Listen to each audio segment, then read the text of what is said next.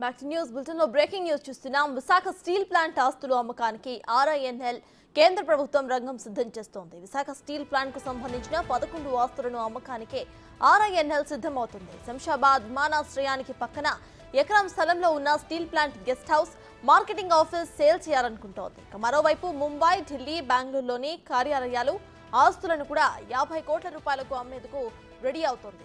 ఇక హైదరాబాద్ లో ఉన్న స్టీల్ స్టాక్ యార్డ్ స్థలం 22 ఎకరాలు, చెన్నైలో ఉన్న 13.20 ఎకరాలను 475 కోట్ల రూపాయలకు సేల్ చేయడానికి రంగాన్ని సిద్ధం చేస్తే ఈ మొత్తం ఆస్తుల అమ్మకానికి RINL కేంద్రానికి ప్రాతిపదికన పెట్టింది.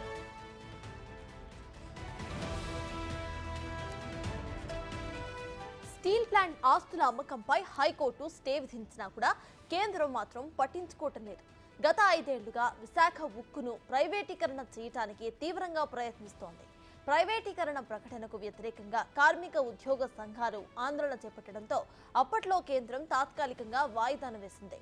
ఆ తరువాత సార్వత్రిక ఎన్నికల నేపథ్యంలో స్టీల్ ప్లాంట్ ప్రైవేటీకరణ లేదంటూ బీజేపీ నేతలు ప్రకటన కూడా చేశారు. ఇప్పుడు ఎన్నికలు పూర్తి కావడంతో మళ్లీ స్టీల్ ప్లాంట్ అమ్మకానికి రెడీ అవుతుంది.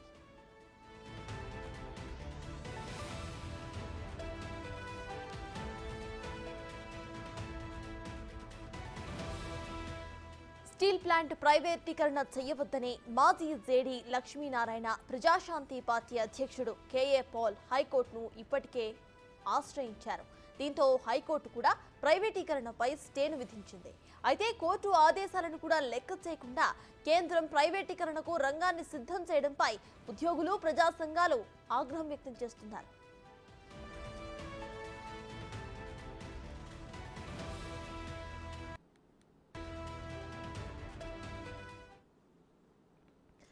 విశాఖ స్టీల్ ప్లాంట్ ప్రైవేటీకరణకు ఇక్కడ కేంద్ర ప్రభుత్వం రంగం సిద్ధం చేస్తోంది. ఇదే విషయంపై పూర్తి డీటెయిల్స్ మా ప్రతినిధి రాజు విశాఖ నుండి లైవ్ లో అందించడానికి సిద్ధంగా ఉన్నారు. రాజు, చెప్పండి, RINL మరియు కేంద్ర ప్రభుత్వం ఇరువురు కూడా ఇటు స్టీల్ ప్లాంట్ ఆస్తుల అమ్మకానికి సిద్ధమవుతున్నట్టు తెలుస్తోంది. ఇటు కోర్టులో స్టే ఆర్డర్ ఉన్నా కూడా కేంద్ర ప్రభుత్వం దీన్ని ముందుకు వెళ్తోంది. సో దీన్ని ఎలా చూడాలంటారు? ప్రజెంట్ ఇక్కడ అప్డేట్స్ ఏంటి? మోడీ రెండోసారి అధికారంలోకి వచ్చిన తర్వాత అటు విశాఖ స్టీల్ ప్లాంట్ని ప్రైవేటీకరణ చేస్తామని ప్రకటన చేసినప్పుడు విశాఖలో ఉన్నటువంటి స్టీల్ ప్లాంట్ ఉద్యోగులు, కార్మికులు, అదేవిధంగా భూములు ఇచ్చినటువంటి ఎంతో మంది నిర్వాసితులు వీళ్ళందరూ కూడా ఉవ్వెత్తున లేచి ఆందోళన చేపట్టినటువంటి పరిస్థితి ఉంది. ఇప్పటికీ దాదాపుగా 5 సంవత్సరాల నుంచి ఈ ఉద్యమాలు, ఆందోళనలు కొనసాగుతూనే ఉన్నాయి.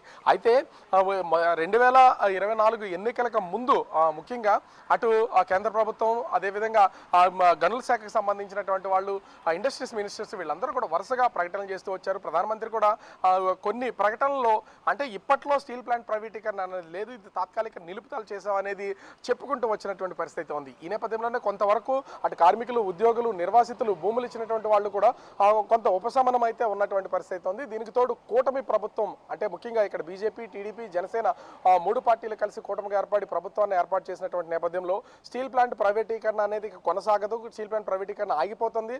ఎందుకంటే ఇక్కడ ఉన్నటువంటి టీడీపీ కానీ జనసేన కానీ అడ్డుకుని తీరుతారు, ఆ భరోసా ఉందనేది నమ్మకంతో ఇప్పటి వరకు ఉన్నటువంటి పరిస్థితి ఉంది. కానీ దీనికి భిన్నంగా ఇప్పుడైతే కనిపిస్తుంది ఎన్నికలకు ముందు స్టీల్ ప్లాంట్ ప్రైవేటీకరణ లేదు, ఎన్నికల తర్వాత స్టీల్ ప్లాంట్ ప్రైవేటీకరణ జరుగుతుంది అనే ధోరణిలో కేంద్ర ప్రభుత్వం అవలంబిస్తున్నటువంటి తీరైతే కనిపిస్తుంది. ఎన్నికల నోటిఫికేషన్కి ముందు కూడా అటు ముఖ్యంగా చూస్తే విశాఖపట్నంలో విలువైనటువంటి భూముల్ని అమ్మకానికి పెట్టినటువంటి పరిస్థితి ఉంది. వాటి మీద ఇప్పటికే స్టే విధించినటువంటి పరిస్థితి ఉంది. అంటే నేరుగా స్టీల్ ప్లాంట్ని అమ్మకం చేయడానికి అవకాశం లేదు కాబట్టి, ఎందుకంటే ఇప్పటి వరకు ఒక పక్కన ఆందోళన జరుగుతున్నాయి, దీనివల్ల తీవ్రమైన వ్యతిరేకత ఉంది. అదేవిధంగా వేల కోట్ల రూపాయల బిడ్డింగ్లకి ప్రైవేటు సంస్థలు ఇప్పటివరకు ముందుకు వచ్చినా కూడా అది ఆ ప్రాసెస్ ముందుకు జరగనటువంటి పరిస్థితుల్లో స్టీల్ ప్లాంట్కి సంబంధించి దాన్ని ప్రాసెస్ అనేది వేగంగా జరగకుండా దాన్ని పూర్తి స్థాయిలో స్తంభింప చేయాలనే ఆలోచనలోకి వచ్చినటువంటి కేంద్ర ప్రభుత్వం RINL ద్వారా ఒక ప్రణాళిక అయితే చేసినటువంటి పరిస్థితి ఉంది. స్టీల్ ప్లాంట్కి సంబంధించినటువంటి విలువైన భూములు ఎక్కడెక్కడ ఉన్నాయో వాటిని ఐడెంటిఫై చేసి అమ్మకానికి చేస్తున్నటువంటి పరిస్థితి ఉంది. ఇప్పటికే అటు ఢిల్లీ, హైదరాబాదు, బెంగళూరు సహా ఇక్కడ ఉన్నటువంటి కొన్ని విలువైనటువంటి అంటే ఆ కార్యాలయాల్ని ఇప్పటికే 50 కోట్ల రూపాయలకి అమ్మకానికి సిద్ధం చేసినటువంటి పరిస్థితి అయితే ఉంది. ముఖ్యంగా ఢిల్లీలోను అదేవిధంగా హైదరాబాద్ శంషాబాద్ ఎయిర్పోర్ట్ దగ్గర ఉన్నటువంటి ఎకరం స్థలంలో నిర్మాణం చేసినటువంటి ఆ స్టీల్ ప్లాంట్కి సంబంధించినటువంటి ఆఫీసు అదేవిధంగా ఆ స్టాక్ యార్డ్ ఈ రెండింటినీ కూడా అమ్మకం చేయడానికి 50 కోట్ల వాల్యూతో ప్రకటన చేసినటువంటి పరిస్థితి ప్రతిపాదన చేసినటువంటి పరిస్థితి అయితే ఉంది. దీంతో పాటుగా 22 ఎకరాలతో హైదరాబాద్లో ఉన్నటువంటి స్టాక్ యార్డ్ని అదేవిధంగా చెన్నైలో ఉన్నటువంటి దాదాపుగా 13.2 ఎకరాలకు సంబంధించినటువంటి భూముల్ని మళ్ళీ వాటిని కూడా అమ్మకానికి పెట్టినటువంటి పరిస్థితి ఉంది. ఈ రెండింటి వాల్యూ కలిసి దాదాపుగా 475 కోట్లు ఉన్నాయి. మొత్తం వాల్యూ చేస్తే దాదాపుగా 530 కోట్ల వరకు వాల్యూ ఉన్నటువంటి పరిస్థితి అయితే ఉంది. ఈ భూములన్నింటినీ కూడా ఇప్పుడు అమ్మకాలు చేయాలి అనేది అరణ్యాల్లో కేంద్ర ప్రభుత్వానికి అయితే ప్రతిపాదన చేసినటువంటి పరిస్థితి అయితే ఉంది.